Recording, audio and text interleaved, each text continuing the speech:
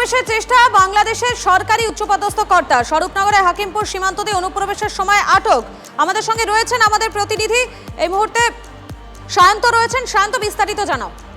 দেখো, যেটা ঘটনা ঘটেছে বসিরহাটের স্বরূপনগরের হাকিমপুর সীমান্তে 143 নম্বর ব্যাটালিয়ন বিএসএফ সূত্রে যেটা জানা গিয়েছে যে আজকে যখন একজন দেখা যায় যে বাংলাদেশের দিক থেকে একজন কর্তা, তার গায়ে ভদ্রস্থ পোশাক ছিল, সে সীমান্ত দিয়ে অনুপ্রবেশের চেষ্টা করছেন এবং সঙ্গে সঙ্গে বিএসএফ এর জওয়ানরা তাকে প্রথমে থামতে বলে, কিন্তু তিনি থামেননি, তিনি সরাসরি ঢুকে আসছেন। এরপরই বিএসএফ এর তরফে তাকে আটক করা হয়, তাকে নিয়ে যাওয়া হয় স্বরূপনগর থানায়। সেখানে বিএসএফ সূত্রে যেটা জানা যাচ্ছে, তিনি নিজেকে স্বরাষ্ট্র মন্ত্রকের একজন কর্তা বলে দাবি করেছেন এবং আই কার্ডও দেখিয়েছেন, নিজের পরিচয়পত্র দেখিয়েছেন। কিন্তু প্রশ্ন উঠছে, তিনি স্বরাষ্ট্র মন্ত্রকের বিএসএফ এর স্বরাষ্ট্র মন্ত্রকের কর্তা হওয়া সত্ত্বেও কিভাবে এভাবে অনুপ্রবেশ করার চেষ্টা করছিলেন? তাহলে কি এর পেছনে রয়েছে অন্য কোনো কারণ?